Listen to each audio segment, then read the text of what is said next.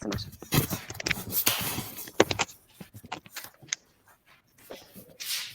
Donc, bonjour à toutes et à tous. Merci beaucoup vous êtes nombreux et nombreuses ce matin avec nous. Donc, c'est un grand plaisir de vous recevoir pour le lancement de ce festival de 3 jours.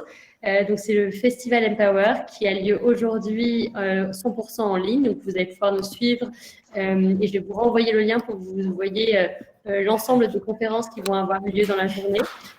Et pour les personnes qui ont la chance d'être à Niamey ce week-end, on aura aussi au CCFN l'édition qui va se poursuivre le vendredi et le samedi.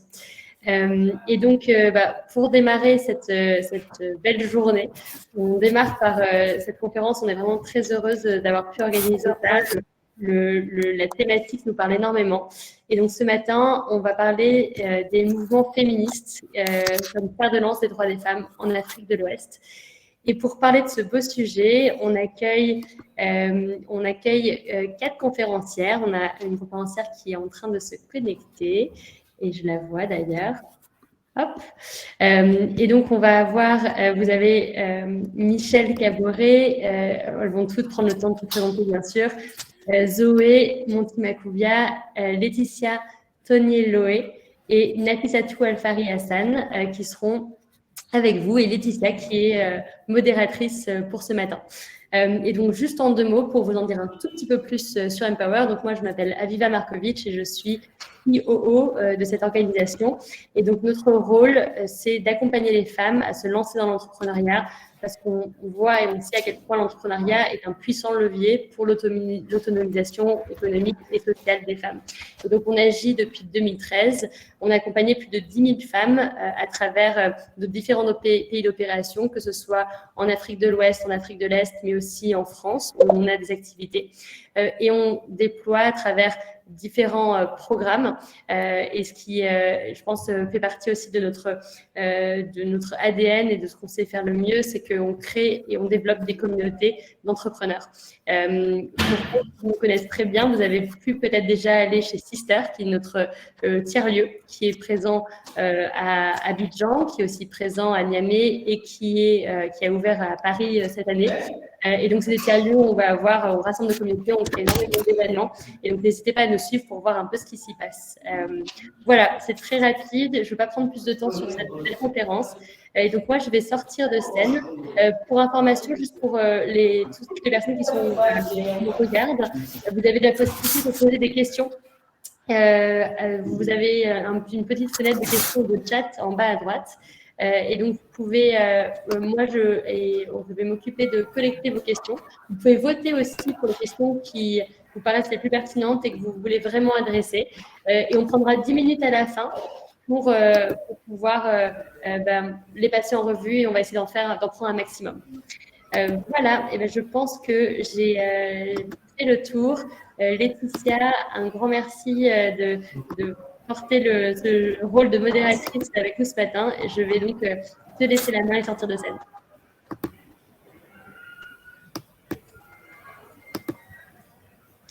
Et Laetitia, tu es sur... il faut que tu actives ton micro. Oui.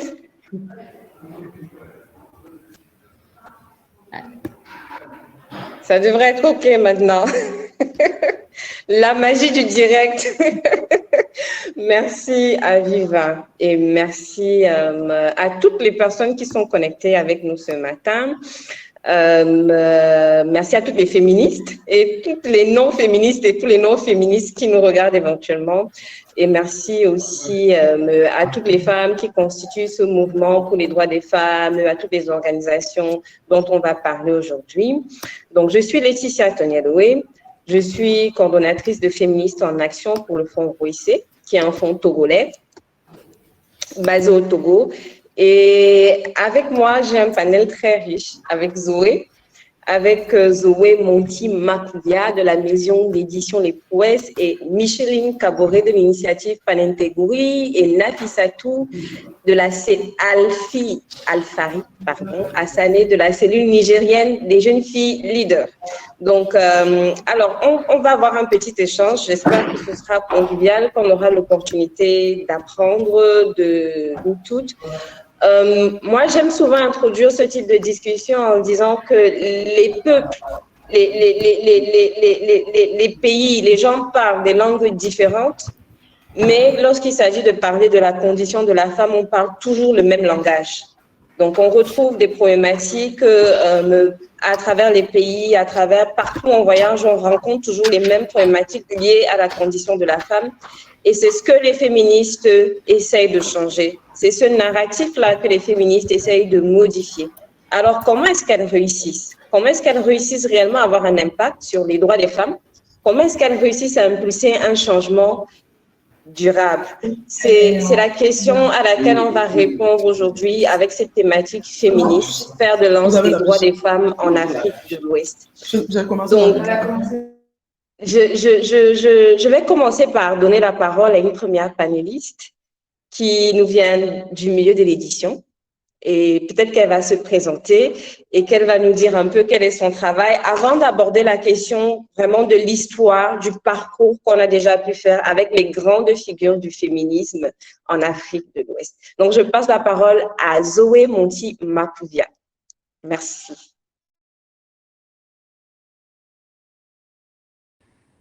Voilà. Merci, merci Laetitia pour cette présentation et pour cette introduction. Merci à toutes les autres panélistes et intervenantes qui sont là ce matin et à Empower pour l'organisation du festival et à vous toutes et tous qui nous écoutez depuis un peu partout dans l'Afrique de l'Ouest, depuis le Niger, depuis la France. Moi, je m'appelle Zoé. J'ai créé il y a 1 an et demi avec ma sœur une maison d'édition qui s'appelle les éditions Les Prouesses. Et notre idée était de publier et de faire entendre des voix de femmes venues du monde entier. Parce qu'on avait fait le constat partagé.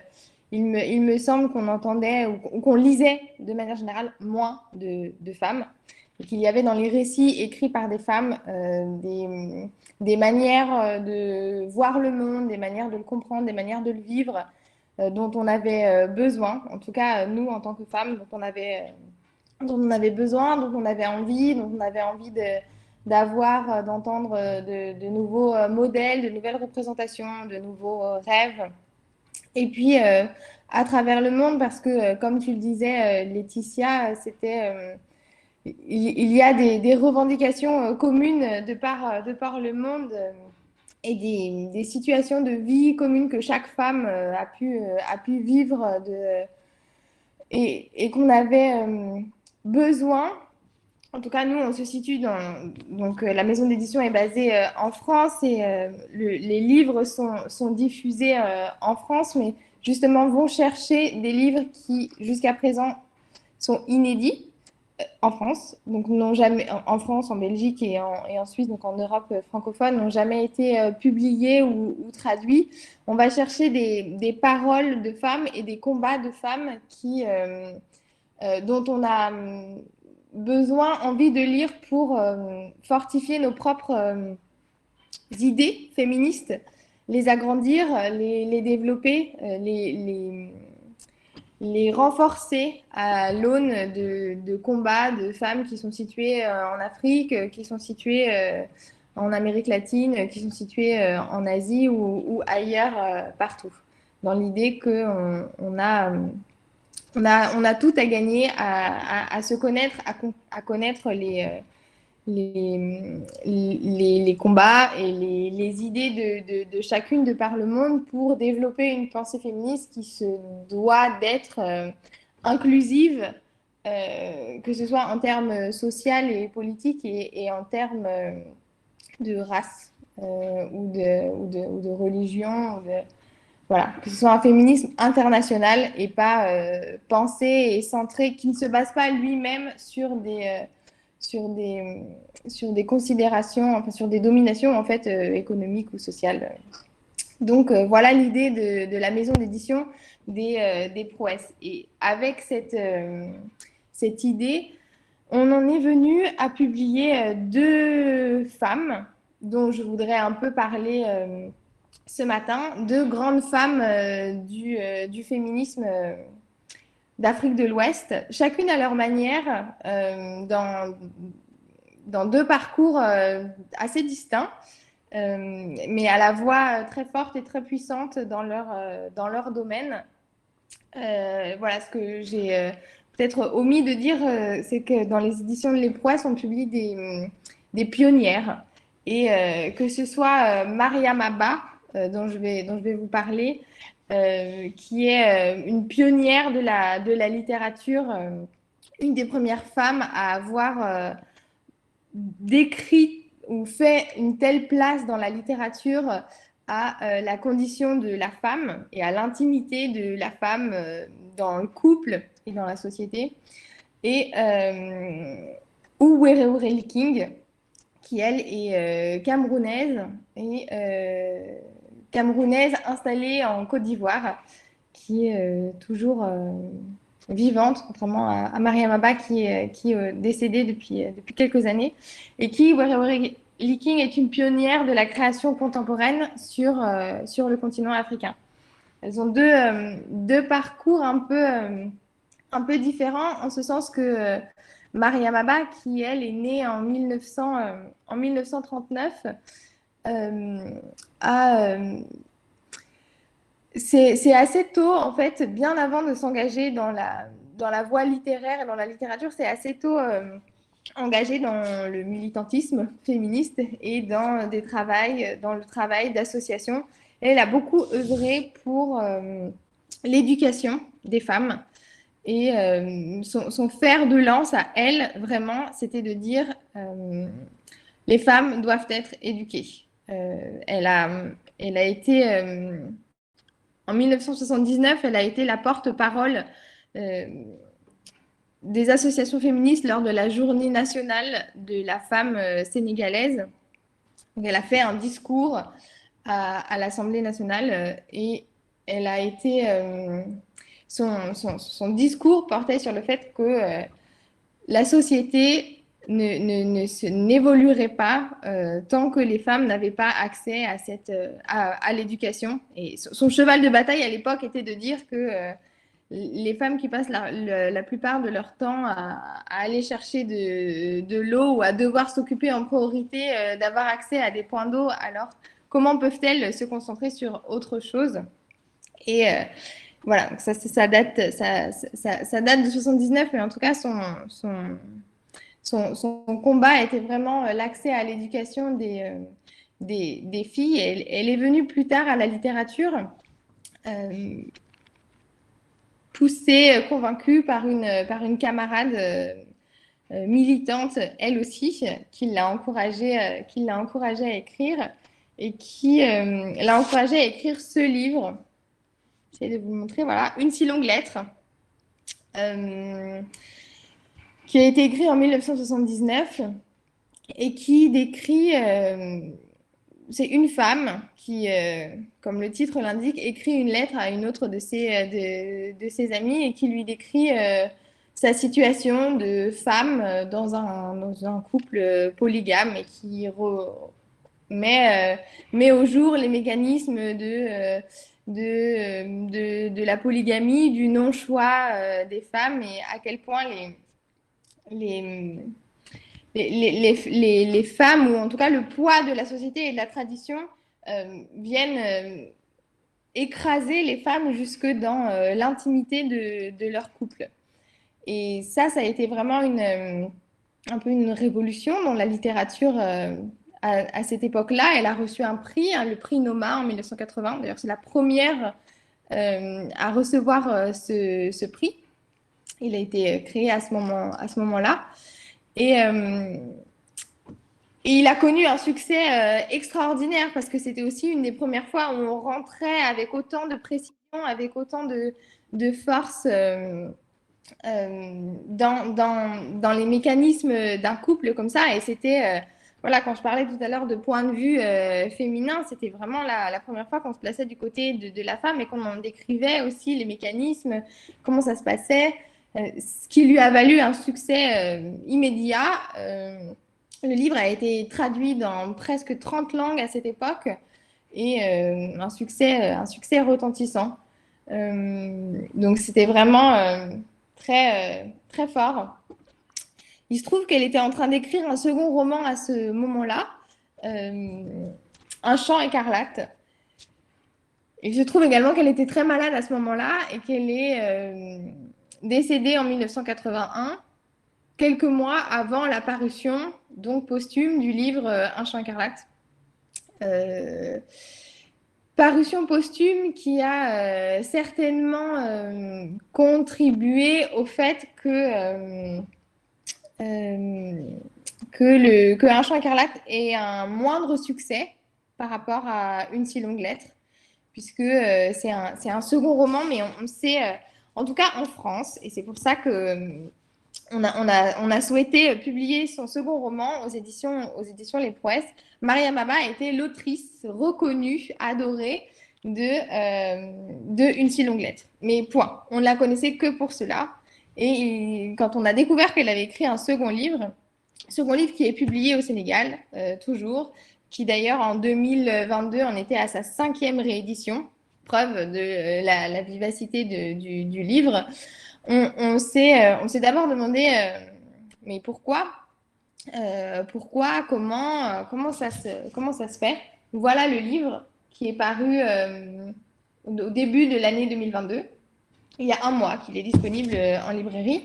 Donc, Un chant écarlate, c'est l'histoire d'un couple mixte. C'est l'histoire de Mireille de la Vallée, jeune femme française qui fait ses études à Dakar, parce que son père est diplomate diplomate français au Sénégal, pardon, et qui rencontre à l'université, donc des études de philosophie, au lycée puis à l'université, Ousmane, un brillant étudiant sénégalais issu d'un milieu bien plus défavorisé. Et c'est l'histoire de leur amour impossible qui ouvre les yeux à Mireille sur sa condition bourgeoise, sur l'hypocrisie de son père. Donc elle rentre dans une colère noire contre son père, elle réfute toute cette bourgeoisie, la révolte, la dégoûte. Elle est malheureusement exilée par ses parents en France. Elle doit rentrer chez elle. C'est au moment de mai 68. Elle participe avec beaucoup d'émotions à la Révolution. Et elle renonce à sa... Pour suivre Ousmane, pour vivre son amour avec Ousmane, elle se doit de se convertir à l'islam. C'est la condition qui lui impose, et elle l'accepte dans une très belle lettre. Mariam Abba est une très grande épistolaire et une très grande oratrice, donc elle a écrit vraiment de très beaux discours, et dans Un chant écarlate, il y a quelques lettres qui sont vraiment d'un style ciselé, puissant, extraordinaire. Et voilà, c'est l'histoire de Mireille qui arrive au Sénégal, qui a rejeté sa famille, qui a accepté de changer de religion, qui a en fait tout sacrifié pour son mari, et qui se retrouve dans un Sénégal ou dans une famille en tout cas, pas très prêt à l'accueillir. Et c'est l'histoire de cette histoire d'amour qui essaie de survivre et de s'en sortir au poids des traditions de la société sénégalaise, au poids et au jugement des traditions et de la bourgeoisie française. Et avec le fait qu'une femme, et c'est le point principal de Mariam Abba, de dire qu'une femme a sacrifié tout ou beaucoup pour son mari, et comment s'en sortir, et comment peut-être, est-ce que c'est pas là la clé en fait de ce mariage mixte qui ne marche pas, non pas une question de deux cultures qui ne seraient pas capables de vivre et de s'aimer. Ça, c'est la lecture un peu rapide qu'on en a fait, et qui malheureusement a fait que le livre a été peu compris, décrié, critiqué. Mais je crois que le point de Mariam Abba est vraiment plus de réfléchir à la condition de la femme et à la place de la femme au sein du couple, au sein de la société, et bien sûr aux préjugés, quels qu'ils soient, que les autres et que la tradition, que la société couronnée tout entière impose. Donc voilà un peu. Oui, Zoé, merci beaucoup. Je trouve ça très intéressant. Je t'interromps juste avant que tu ne reprennes pour inviter toutes les personnes qui nous regardent. Je sais que beaucoup ont lu Mariam Abba parce que son succès va bien au-delà du féminisme et beaucoup lisent sans réellement comprendre que c'est un manifeste féministe qu'elle a porté à notre attention. Donc, j'invite toutes les personnes qui ont lu, qui ont eu une expérience ou qui ont le ressenti, qui ont réussi à avoir le ressenti ce regard-là sur son récit par rapport au corps de la femme, par rapport à la place de la femme, parce qu'on a parlé de choses importantes déjà, les rôles dans le couple, le travail non rémunéré des femmes, l'autonomisation des femmes, l'autonomie corporelle des femmes. Est-ce que vous avez ressenti ça, vous, en lisant Mariam Abba? Et donc là, je te redonne la parole, Zoé, peut-être pour continuer avec Were Were Leaking, parce que je pense qu'on on est quand même déjà un peu en retard sur Oui, le c'est ça. planning. Je vais, Et Nafissatou nous a rejoint dans le panel. je vais aller plus brièvement pour présenter cette autrice, Were Were Leaking, qui elle est camerounaise, née en 1950, elle a 71 ans aujourd'hui, elle vit en Côte d'Ivoire depuis 1978 et elle a créé, c'est une artiste pluridisciplinaire, elle est écrivaine, elle est poète, elle est chorégraphe, elle est artiste peintre, elle est chanteuse. Elle a créé en 1978 en Côte d'Ivoire le village Ki, ou le groupe de création Ki Mbok, avec une autre metteuse en scène à l'époque. Et en tout cas, le but de ce groupe artistique, ou de ce genre de centre culturel qu'elle a créé à Abidjan, était pour, je la cite, pour la renaissance des arts africains, pour la naissance d'une culture panafricaine contemporaine et pour une rencontre et une reconnaissance des cultures du monde noir. Et elle s'est beaucoup attachée à développer, à étudier l'histoire de l'art camerounais et ivoirien, à développer le théâtre rituel à partir de rites sacrés africains et en le mêlant à l'improvisation dans la manière dont elle écrit. La mémoire amputée, qui a lui aussi est un roman qui en 2005 a reçu le prix Noma, et un livre qu'elle appelle Chant-roman. C'est une prose émaillée de chants et d'oralité propre à sa culture. Et c'est et juste pour parler en 2 mots de ce livre,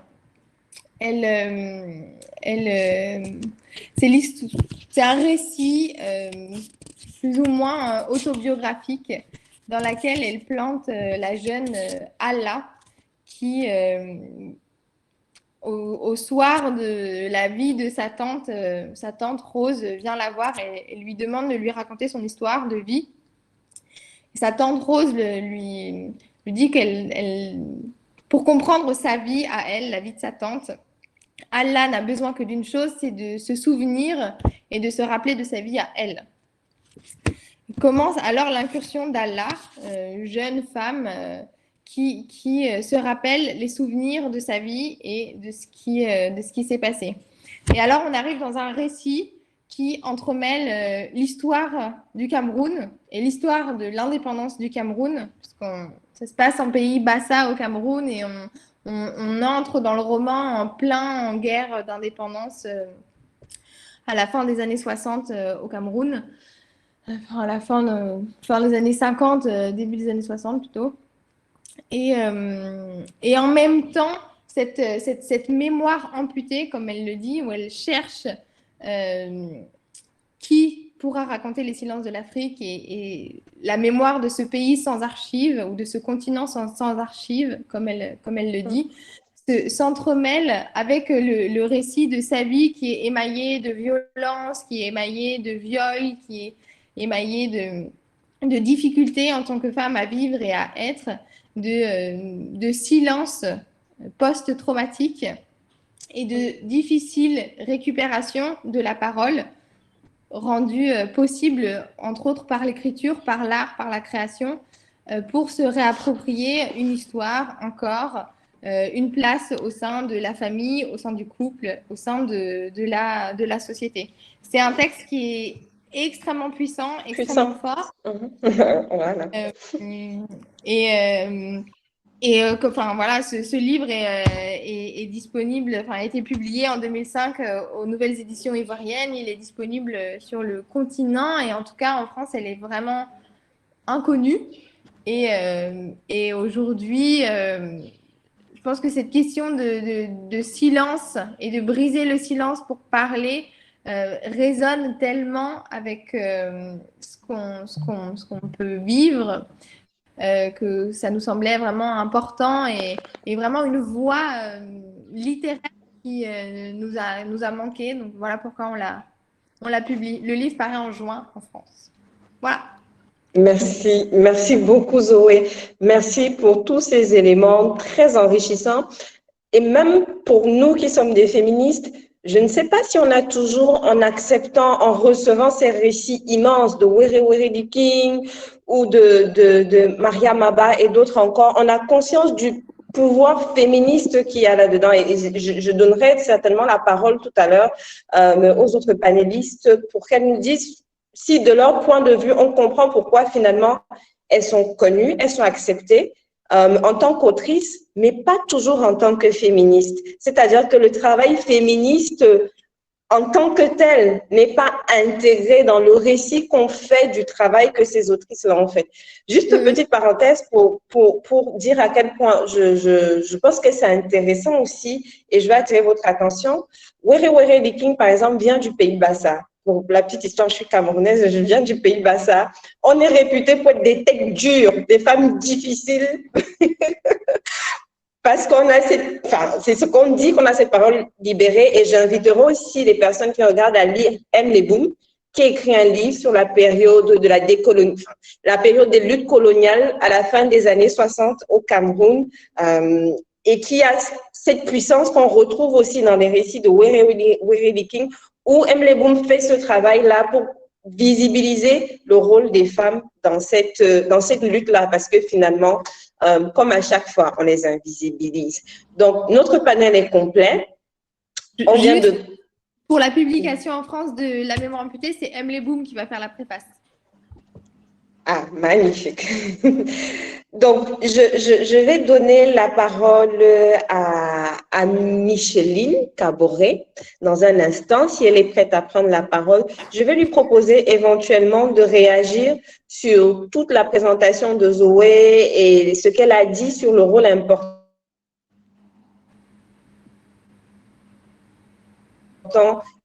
de l'art, par rapport au changement des narratifs, mais aussi de nous parler un peu, de nous faire un petit état des lieux du mouvement actuellement, les organisations féministes, les organisations de femmes, même tout simplement. Quels sont les besoins qu'elles ont sur le terrain pour leur permettre de porter ces messages de plus en plus haut. Donc, Micheline, j'ai laissé le micro pour toi. Bonjour Laetitia, bonjour à tout le monde. Et merci pour la présence, merci pour toutes ces personnes qui sont connectées, qui nous suivent.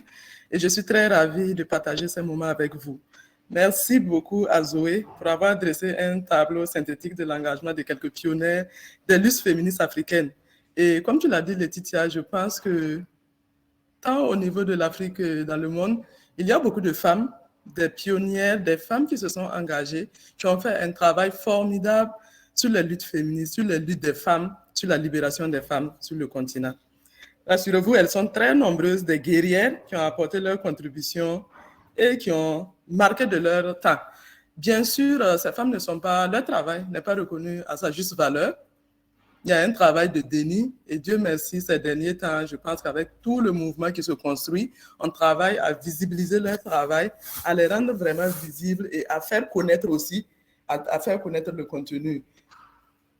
Zoé a bien cité Mariam Abba et cette Camerounaise qui a beaucoup apporté sur les conditions des femmes dans sa localité. Il faut dire que ce travail qui n'est pas reconnu et qui est très riche pourtant constitue une grande ressource pour les féministes, pour les femmes dans leur travail quotidien. Il y a un déni qui tend vraiment à faire oublier aux femmes qu'il y a eu des femmes au préalable qui ont lutté pour les droits des femmes, qu'il y a eu des femmes, que la lutte des femmes, ce n'est pas une lutte qui date d'aujourd'hui, elle date depuis que le monde a existé. Les femmes ont toujours réclamé, se sont toujours battues pour avoir des conditions meilleures et pour, en tout cas, être reconnues comme des personnes entières, je dirais, au sein de la société. Donc, ce travail, ces ressources qui existent constituent vraiment des bases de données très, très importantes pour le travail aujourd'hui. Nous avons besoin de ces données, de ces informations pour capitaliser et surtout pour bâtir les actions que nous sommes en train de développer aujourd'hui dans le cadre des luttes féministes. Ces femmes, même si elles ne se déclaraient pas féministes, pour moi, c'est une sémiologie, c'est un mot, mais qui renferme beaucoup de choses et que nous avons vraiment des expériences, des personnes qui ont capitalisé toutes ces luttes-là depuis avant la colonisation et durant la colonisation. Il y a eu beaucoup de guerrières africaines, que ce soit en Éthiopie et dans les Grands Lacs ou en Afrique de l'Ouest. On peut citer beaucoup de femmes qui ont donné de leur vie, qui ont combattu, qui étaient même des chefs de guerre. Donc, ce travail, c'est vraiment à valoriser, à faire connaître aux nouvelles générations et surtout, nous devons nous construire sur ce qui a déjà été fait par nos dévancières pour mieux rebondir et mieux, en tout cas, actionner nos actions. Alors, aujourd'hui, le mouvement féministe, c'est un mouvement qui prend de l'ampleur, qui a des bases solides pour moi parce que nous nous appuyons sur du très fort. Nous ne commençons pas, nous continuons. C'est une continuité, c'est une poursuite des actions passées. Et nous sommes ravis qu'aujourd'hui, au niveau des plus jeunes, c'est un mouvement qui se construit. La lutte aujourd'hui n'est pas qu'au niveau des aînés, les plus jeunes également se construisent. Et il y a des réseaux, que ce soit en Afrique de l'Ouest, en Afrique centrale et dans d'autres parties de l'Afrique, des jeunes féministes qui se réunissent, qui travaillent ensemble pour, en tout cas, assurer la relève et aussi atteindre l'égalité que nous recherchons tant. Comme on aime le dire, tant que dans le monde, une seule femme restera brimée, nous resterons toutes debout parce qu'il y a tant de répit tant que cette égalité n'est pas atteinte. Alors, le combat pour la libération des femmes, qui est un combat historique, touche toutes les couches de la société, partout dans le monde. Je pense que les femmes à tous les niveaux, que ce soit les ouvrières, jusqu'au niveau, au sommet, je dirais, c'est un combat qui existe et qui a toujours existé. Il n'y a pas de privilège en quelque sorte pour n'importe quelle femme. C'est un combat quotidien, un combat de tous les jours afin de mériter et afin d'exister. C'est dommage, c'est malheureux, mais c'est l'essence même, je dirais, de ce combat parce qu'à aucun niveau on reconnaît le droit d'exister à la femme. Elle doit toujours se battre pour obtenir ce droit. Chacune à sa manière, les femmes se battent. Au niveau du monde rural, les femmes sont organisées. Au niveau du monde intellectuel, les femmes sont organisées. La littérature, au niveau universitaire, comme on a pu bien voir avec les écrits qui ont été partagés par Zoé, et aussi le mouvement qui s'inscrit dans la continuité avec les jeunes féministes. C'est un mouvement qui, je dirais, ce mouvement féministe embrasse davantage le volet politique, le volet activiste, pour pouvoir connecter tout le monde, mais aussi pour l'éveil des consciences, pour le développement du pouvoir, parce que c'est ça dont nous parlons, le pouvoir des femmes, le pouvoir des filles. Et comment obtenir ce pouvoir, comment actionner ce pouvoir sans embraser l'aspect politique dans notre travail. Donc, au niveau de IPVF, nous participons au niveau de l'Afrique de l'Ouest et aussi au niveau du continental à ce mouvement de construction du mouvement féministe, mais nous travaillons beaucoup avec les plus jeunes, afin de renforcer les capacités, de connecter nos luttes, mais aussi de l'éveil de conscience. L'éveil de conscience parce qu'actuellement, avec la dynamique religieuse, je dirais, on a tendance à endormir les femmes, à les dévier de leur lutte, à les orienter sur d'autres chemins pour tout simplement continuer la discrimination, les violences avec des justificatifs comme la religion, comme la culture. Mais ce mouvement féministe sur lequel nous travaillons, à travers différents leviers, à travers la création d'espaces pour pouvoir renforcer les capacités, les compétences des filles et des femmes à pouvoir rester dans la logique de cette lutte et de rester connectés surtout et de s'unir parce que c'est ça dont il est question. Comme on aime le dire, l'union fait la force. Plus vous êtes nombreuses, nombreux, et moins on pourra vous briser. Donc, au titre des défis, il y a plusieurs défis, mais je dirais les femmes sont fortes. Les femmes sont fortes, elles sont très fortes, on l'a démontré, et ce ne sont pas les défis qui vont nous faire baisser les bras. Les femmes ont des besoins pour atteindre l'égalité des sexes et contribuer au développement durable, et aussi pour actionner les leviers de ce combat. L'implication de toutes les femmes à tous les niveaux demande dans un premier temps, à mon avis, une maîtrise du contexte. Nous avons besoin, dans nos contextes, dans nos pays, dans nos communautés, de mieux nous connaître, mieux connaître les besoins réels des femmes et des filles. Et c'est en maîtrisant ces besoins que nous pourrons mieux orienter les actions et répondre vraiment à leurs attentes.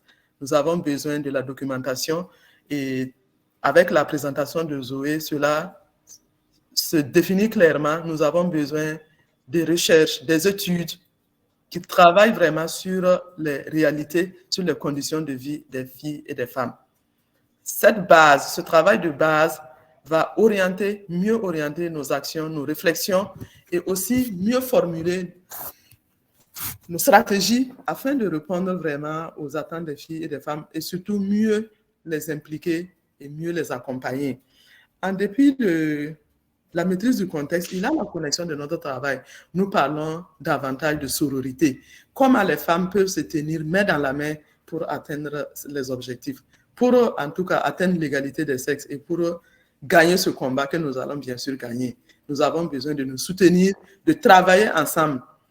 Je dirais que je fais partie de la génération transitionnelle entre les aînés et puis les plus jeunes. Et au niveau de notre travail à IPVF, nous travaillons à connecter les générations. Nous travaillons à connecter les générations, à permettre aux plus jeunes de bénéficier de l'expérience des aînés, des seniors, et aussi permettre aux seniors d'accompagner suffisamment les plus jeunes dans leur action, dans leur activisme, dans leur militantisme. Parce que c'est très important que les luttes des femmes se connectent. Nous avons, et Laetitia l'a dit dès le départ, nous parlons plusieurs langues, mais nous avons un seul langage qui est le respect des droits des filles et des femmes. Donc, pour atteindre cette égalité, pour atteindre cet épanouissement des filles et des femmes, nous avons besoin d'être connectés, de rester ensemble et surtout de rester unis. Et ce travail de sororité doit se construire à travers des espaces comme cet espace aujourd'hui qui nous permet de partager ce qui est déjà fait, de faire connaître des initiatives à d'autres et de pouvoir permettre à toutes les personnes qui sont intéressées et qui le veulent bien de s'impliquer et de participer à ce travail qui se construit. Nous avons besoin des ressources, la question des ressources. Malheureusement, la plupart du temps, les ressources sont détenues par les hommes. Et le fait que les ressources sont détenues par les hommes, nous avons des fonds, certes, mais des fonds qui ne sont pas féministes. Et quand nous parlons de fonds féministes, nous parlons de fonds flexibles, nous parlons de fonds qui sont adaptés et qui peuvent permettre aux organisations de femmes de travailler. Parce que à tous les niveaux de la société, on charge les femmes, elles font face à plusieurs défis et elles ont besoin souvent de flexibilité et d'adapter aussi l'aide à leurs conditions et à leurs besoins. Nous avons besoin de ressources qui ne sont pas imposées, qui ne sont pas dictées, mais des ressources qui répondent vraiment aux besoins des filles et des femmes, qui leur permettent de travailler sereinement et d'atteindre les objectifs. Et ces fonds féministes, nous pensons qu'aujourd'hui, avec le travail des femmes, il y a des fonds féministes qui voient le jour, il y a des fonds féministes qui existent et qui soutiennent le travail des femmes. les ressources constituent un pouvoir dans notre monde d'aujourd'hui et c'est important que les femmes puissent bénéficier de ces ressources, de ce pouvoir, afin de mieux soutenir leur travail, afin de mieux s'accompagner. Nous avons besoin également de renforcer nos capacités, Et sur ce point, j'insiste beaucoup au niveau des jeunes féministes où ce renforcement des capacités, des espaces de capacitation, des espaces de renforcement des capacités, de développement de stratégies adaptées qui leur permettent vraiment de mieux organiser leur travail et de mieux atteindre les objectifs. Ce travail de renforcement des capacités est très, très important. Nous avons besoin de mieux connaître le travail de nos dévancières, de mieux connecter notre travail avec les autres, de pouvoir nous soutenir mutuellement et surtout de travailler vraiment pour les femmes les plus démunies, les femmes sans voix qui n'ont pas l'habitude ou qui n'ont pas l'occasion d'avoir accès aux espaces et de pouvoir porter leurs revendications. Donc, en construisant, en renforçant les capacités des filles et des femmes, nous aurons des ressources capables d'aller vers toutes les femmes, de recueillir les besoins de toutes les femmes, mais surtout de travailler à répondre à ces besoins. La libération de la femme passera forcément par la femme. Nous avons besoin de travailler et de répondre à ces besoins. Et sans ce travail, je ne pense pas que quelqu'un d'autre le fera à notre place. C'est à nous de construire ce mouvement féministe, de porter haut le flambeau de cette lutte au niveau de l'Afrique tout entière et au-delà des frontières du continent, pour que toutes les femmes, aucune femme vraiment, quel que soit l'endroit où elle se trouve, ne soit brisée et ne soit vraiment discriminée et violentée. Donc, ce travail que nous construisons est un travail très laborieux, mais qui certes, mérite d'être vraiment accompagné, d'être soutenu, mais a un fondement, s'appuie sur vraiment des bases solides pour se construire. Et cette richesse que nous avons, elle est indéniable, elle est infaillible. Et ensemble, Allô, Micheline. Allô, pardon de t'interrompre, mais on a Nafissatou qui n'a pas encore pris la parole et il ne nous reste pas beaucoup de temps, donc ce serait peut-être bien de l'entendre. Pardon, Micheline. Micheline a fait un très bon point. Pardon. Merci beaucoup. Merci, pas de souci. Merci, Laetitia. Micheline a fait un très bon point entre le travail de fond que Zoé a évoqué et la nécessité d'utiliser ce travail de fond pour construire des stratégies qui vont permettre de bâtir les actions féministes, mais aussi parler de quelque chose d'essentiel qui est la ressource, la nécessité de créer des ressources et le travail intergénérationnel. Ça me donne donc l'occasion de parler aujourd'hui, d'inviter Nafissatou, qui représente la Ligue des jeunes filles leaders du Niger, à prendre la parole et nous dire aujourd'hui comment est-ce que les jeunes féministes au Niger notamment arrivent à porter le mouvement pour les droits des femmes en Afrique de l'Ouest. Bonjour Laetitia, bonjour Zoé, bonjour Micheline, et bonjour à tous ceux qui nous suivent dans ce panel. Alors, pour ta question, Laetitia, je pense qu'au Niger, les mouvements féministes parviennent à lutter. C'est ça, non, ta question? Tu peux...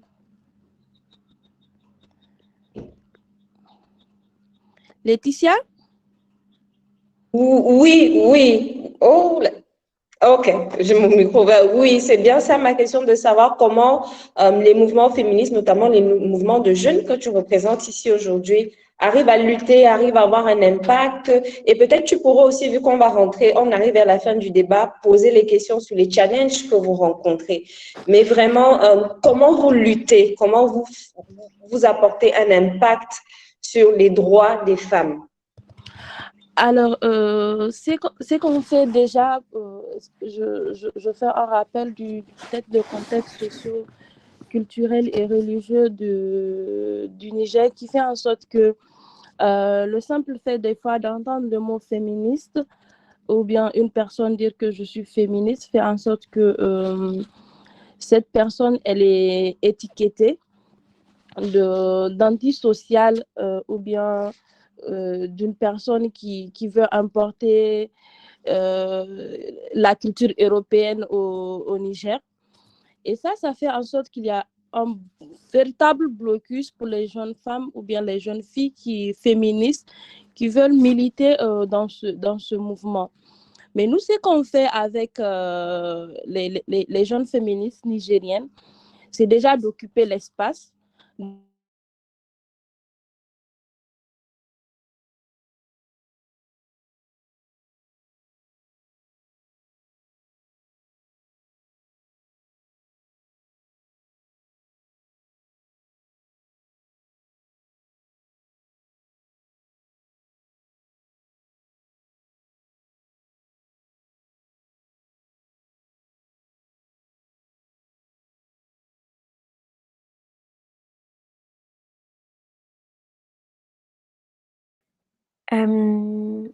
Désolée, je pense que j'ai perdu ma connexion un moment. Mais là, c'est bon, je pense.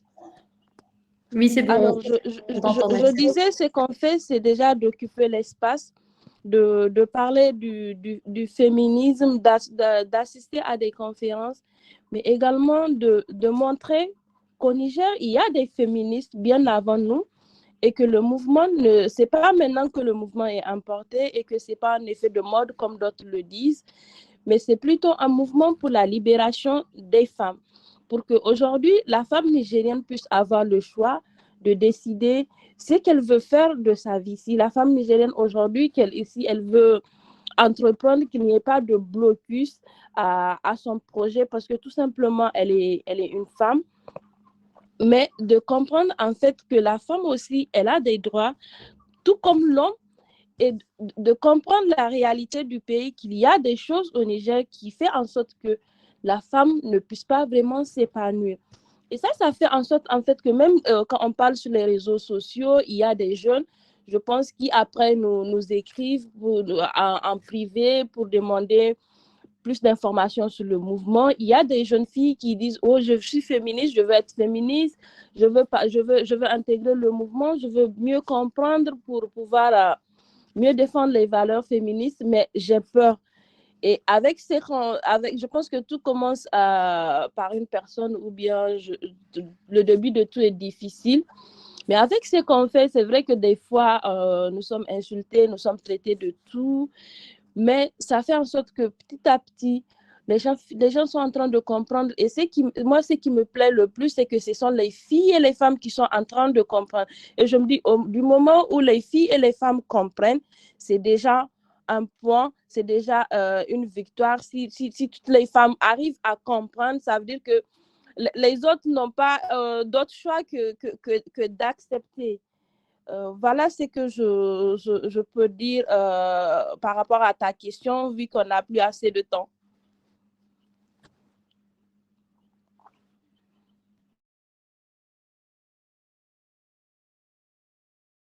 J'ai reçu un message de Laetitia qui me dit que sa connexion est HS. Il nous reste quelques minutes et j'ai vu qu'on avait des contributions dans le chat plutôt que des questions. Ah, Laetitia, tu es à nouveau là?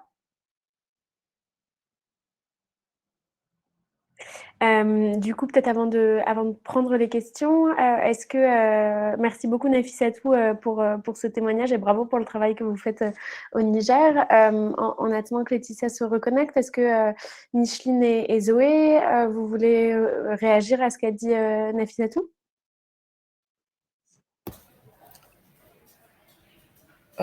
Oui, merci beaucoup.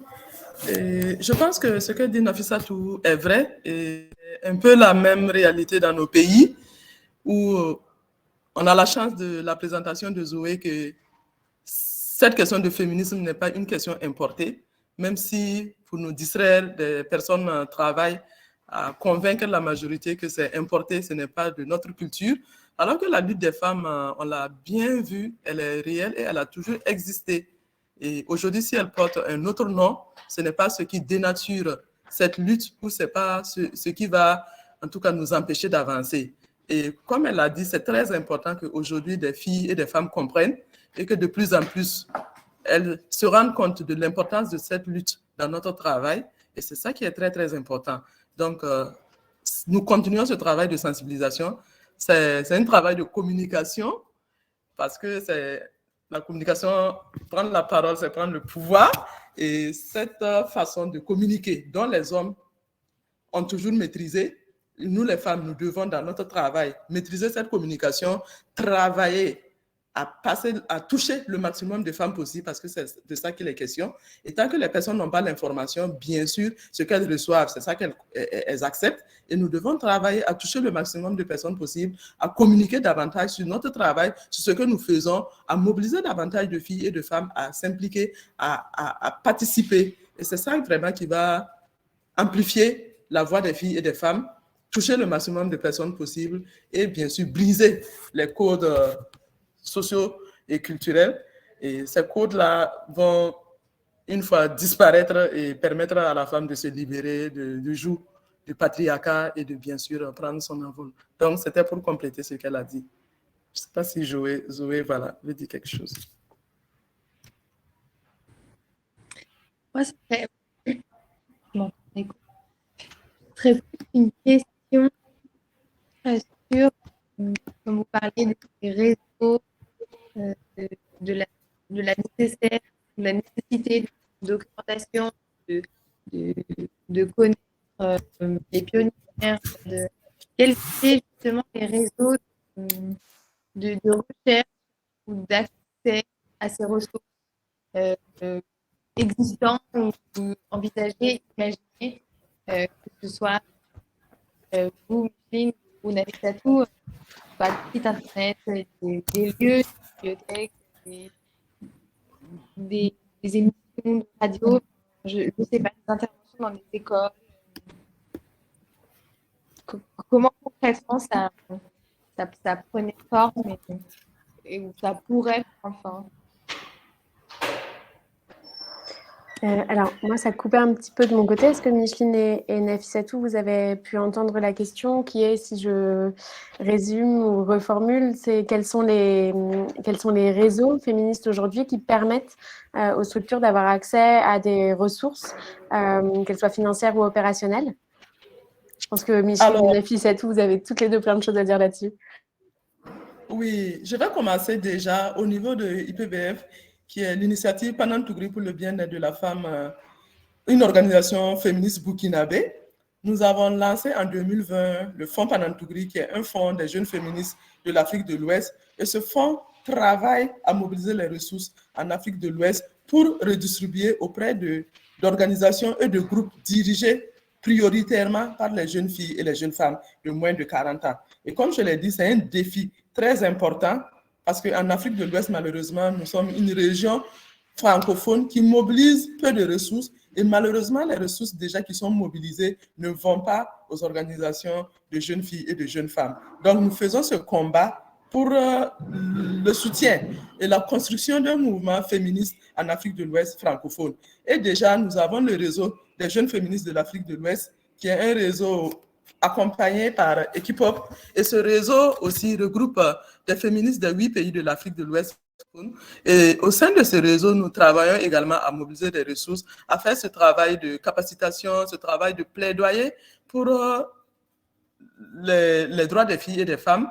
Et avec le Fonds Panantougri qui octroie des ressources, nous accompagnons également ce travail de construction du féminisme. Il y a le Fonds OEC. Laetitia est mieux placée pour parler du fonds OEC, mais c'est un fonds des femmes francophones. Ce fonds également soutient des groupes et des organisations au niveau de l'Afrique de l'Ouest francophone et dans d'autres régions francophones en Afrique. Donc, il faut dire que malheureusement, ce ne sont que ces deux fonds qui existent pour l'instant, qui sont des fonds locaux, mais nous avons d'autres organisations féministes qui interviennent également en Afrique de l'Ouest, comme Equipop, comme Foundation for a Just Society, qui est un fonds privé américain qui octroie des subventions aux groupes dirigés par des jeunes filles et des jeunes femmes.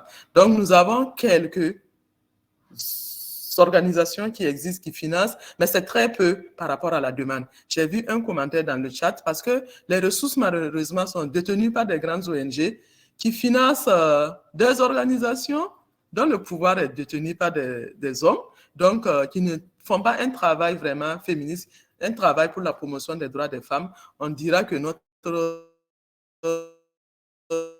notre région est une région à défi sécuritaire. Les défis sont orientés ailleurs que pour les droits des femmes. Malheureusement, c'est une triste réalité. Mais nous travaillons vraiment à relever ce défi. Rien que hier, je parlais de notre contexte au Burkina Faso. Nous avons malheureusement un coup d'État avec une junte militaire au pouvoir qui a un focus pour les 3 prochaines années, la sécurité. Mais je dis, il n'y a pas de sécurité sans le respect des droits des filles et des femmes. Malheureusement, la conséquence de cette sécurité, de cette insécurité que nous vivons, c'est beaucoup de filles et de femmes avec une exacerbation des violences qui sont hors de leur habitat, qui font face à des questions de résilience parce qu'elles n'ont pas d'abri, elles sont sans abri, elles sont sans ressources, et ce sont les filles et les femmes encore qui sont les plus brimées. Donc, il n'y a pas de question sécuritaire sans les droits des filles et des femmes. Donc, nous allons continuer ce combat, ce travail, mobiliser davantage de ressources pour notre région afin que la majorité des filles et des femmes puissent bénéficier de ces ressources-là pour pouvoir travailler. Il faut dire que d'autres initiatives aussi sont en cours et existent. Il s'agit de la philanthropie communautaire. Cette philanthropie communautaire qui soutient le développement par le bas est une philanthropie que nous pouvons développer entre nous et qui peut nous soutenir notre travail. Parce que le développement vient de l'intérieur. Donc, à partir du moment où nous allons renforcer cette philanthropie communautaire, cette sororité entre nous les femmes au niveau de la base, nous serons très fortes pour affronter tous les défis qui vont venir à nous. Merci. Waouh, je ne sais pas comment reprendre la parole après ça, et malheureusement, je pense qu'on a des problèmes de connexion avec Nafissatou et Laetitia. Et il nous reste uniquement quelques minutes. Micheline, tu as fait le lien avec énormément d'autres des conférences qui sont organisées dans le cadre du festival Empower Femmes et Climat. Et donc, et du coup, ça nous rassure sur le fait que la programmation est bien en lien avec les problématiques des féministes d'Afrique de l'Ouest. Donc, du coup, sur les questions, par exemple, de financement, il y aura un événement aujourd'hui en anglais à 15h sur Where is the money for women's rights and climate? Et au Niger aussi, il y aura beaucoup de conférences sur les jeunes féministes et sur leur modalité d'action. Il nous reste 3 minutes. On n'a pas de questions à proprement parler, mais des contributions dans le chat auxquelles je voudrais vous proposer de réagir. Une première... oui, le African Women Development Fund participera à la conférence Where is the money for women's rights and climate tout à l'heure. Donc, il y a effectivement des réseaux très, très riches de féministes en Afrique de l'Ouest. Donc, il y a des commentaires sur le fait qu'en Afrique centrale, notamment au Cameroun, le féminisme est aussi considéré comme une valeur occidentale. On pense et on voit que non, en fait, il y a un féminisme d'Afrique et notamment d'Afrique de l'Ouest. Il y a un lien qui est fait aussi avec les questions de crise climatique, de crise sécuritaire. Et Micheline, comme tu le disais, il n'y a pas de résolution de conflit sans la participation des femmes. On arrive au bout. Est-ce que vous voulez dire un dernier mot pour conclure toutes les deux ?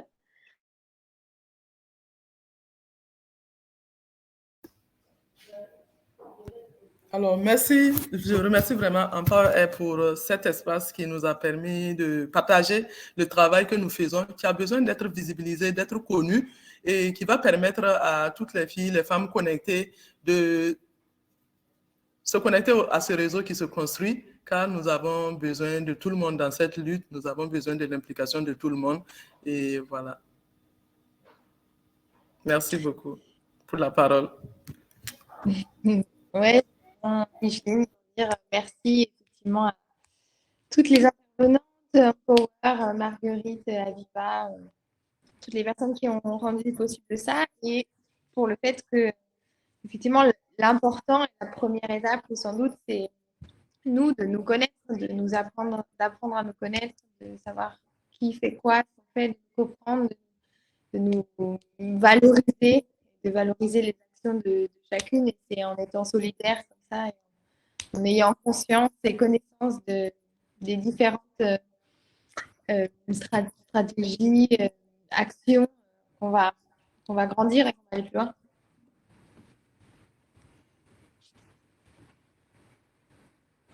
Super, alors normalement, on a Laetitia qui doit réussir à nous rejoindre pour le mot de la fin. On attend une petite minute parce que je voudrais quand même que ce soit elle qui conclue. Elle a fait tout le travail de préparation de cette conférence. Mm. Désolée pour ce petit moment de latence. Je vois dans le chat qu'il y a énormément de personnes qui écrivent à propos de leurs activités en Afrique de l'Ouest, en Afrique centrale, au Niger notamment. On espère aussi que ce festival sera l'occasion pour vous de rencontrer d'autres structures, de créer des liens, de renforcer des partenariats. Donc vraiment, n'hésitez pas à prendre les contacts les uns des unes des autres. Et effectivement, comme le dit Sarah dans le chat, la sororité, c'est un levier super important. Je crois que Laetitia n'arrive pas à se reconnecter. On va arrêter là pour cette conférence. Merci beaucoup à toutes, Micheline, Zoé, Laetitia, Nafissatou, pour votre travail autour de cette conférence et pour votre temps. Et donc, il y a d'autres conférences pendant toute la journée. Le lien a été partagé dans le chat. Merci beaucoup pour votre participation et à très vite. Merci.